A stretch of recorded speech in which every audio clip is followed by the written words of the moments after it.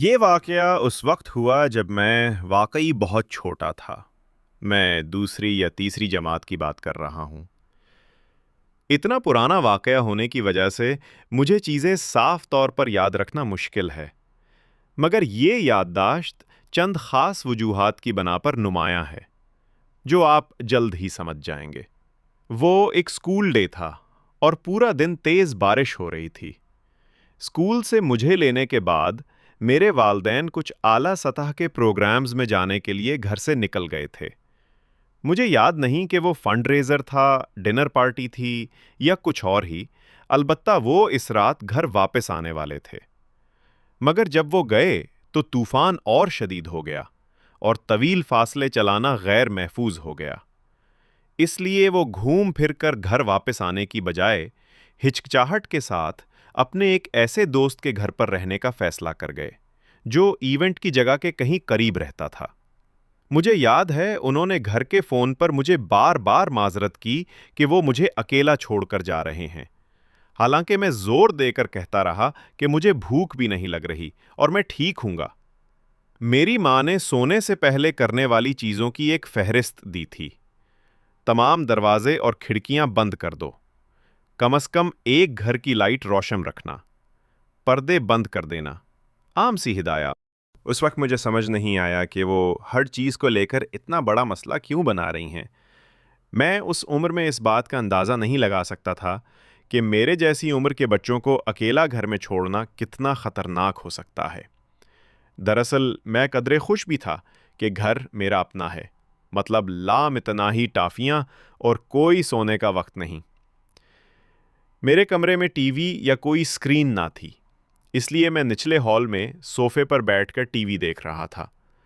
میں نے سوچا کہ وہ کام جو میری ماں نے کہا تھا میں سب سونے سے فوراً پہلے کر لوں گا، کیونکہ میں تو پورا رات جگنے کا ارادہ ہی کر رہا تھا۔ مگر رات کے کسی مرحلے پر شوگر کا اثر آیا اور میں اتفاقاً سو گیا۔ کوئی حیرانی کی بات نہیں۔ مجھے یاد نہیں بالکل کس وقت آنکھ کھلی، مگر اتنا دیر تھا کہ ٹی وی سلپ موڈ میں چلا گیا تھا، کم از کم 3 گھنٹے۔ مجھے واضح طور پر یاد ہے کہ جاگنے پر مجھے بہت زیادہ سردی محسوس ہوئی۔ کوئی عجیب و غریب بات نہیں، رات کو درجہ حرارت کم ہوتا ہے، مگر فرق اتنا نمایاں تھا کہ میں فوراً اس کا تعلق سمجھ گیا، خواہ میں اتنا چھوٹا ہی کیوں نہ تھا۔ میں واپس لیٹ کر دوبارہ سونے کے بارے میں سوچا، مگر پھر میری ماں کی دی ہوئی فہرست یاد آئی۔ اس عمر میں بھی مجھے معلوم تھا کہ اگر میں نے وہ سب نہیں کیا تو وہ جان جائیں گی، اور میں واقعی نہیں چاہتا تھا کہ جب انہوں نے مجھ پر اعتماد کیا تھا تو میں شرمندہ ہو جاؤں۔ لہٰذا میں نے خود کو زور دے کر صوفے سے اٹھایا اور کھڑکیوں اور دروازوں کی چیکنگ کرنے گیا۔ میں نے گردنائی اور وہ سب کچھ کیا جو انہوں نے کہا تھا۔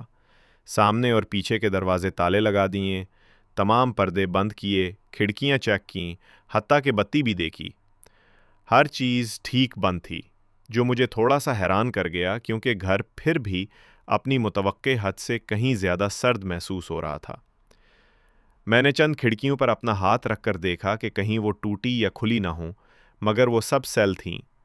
میں نے سوچا شاید طوفان نے ہی ہیٹر بند کر دیا ہو یا کچھ ایسا ہوا ہو، اور میں نے اس بارے میں زیادہ غور نہیں کیا۔ اس وقت یہ تشریح میرے لیے سمجھ میں آتی تھی، اور میں اتنا تھکا ہوا تھا کہ مزید توانائی اس پر خرچ نہیں کر سکا کہ گرمی کے بارے میں سوچوں۔ لہٰذا میں اوپر اپنے کمرے کی طرف گیا، بستر میں گھسنے اور سب بھول جانے کے لیے تیار۔ جب میں اپنے کمرے پہنچا تو مجھے آخرکار احساس ہوا کہ طوفان کتنا بھیانک ہو چکا ہے۔ ہمارا لانگ روم گھر کے بیچ میں بنا ہوا ہے، اس لیے وہاں سے میں نے طوفان کو واقعی محسوس نہیں کیا تھا۔ البتہ میرے بچپن کے کمرے کی ایک بڑی بیرونی کھڑکی تھی، اس لیے مجھے سب کچھ سنائی دے رہا تھا۔ بارش شیشے سے اتنی زور سے ٹکرا رہی تھی جیسے اندر آنے کی کوشش کر رہی ہو، اور ہر کچھ دیر بعد بجلی چمکتی اور اس کے بعد گرج کا کان پھاڑ دینے والا شور آنے لگتا۔ اس عمر میں طوفانوں سے خوفزدہ نہیں تھا، مگر مجھے یاد ہے کہ مجھے فکر ہوئی کہ کہیں کوئی درخت گھر پر نہ گر جائے۔ شاید اسی لیے میں دوبارہ سونے میں دشواری محسوس کر رہا تھا، حالانکہ 20 منٹ پہلے میں بالکل سو چکا تھا۔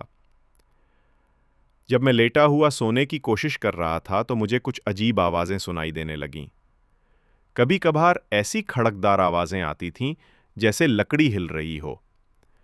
مسئلہ یہ تھا کہ پورا فرش کارپیٹڈ تھا، اس لیے یہ آواز میرے کمرے سے آتی ہوئی لگ نہیں سکتی تھی۔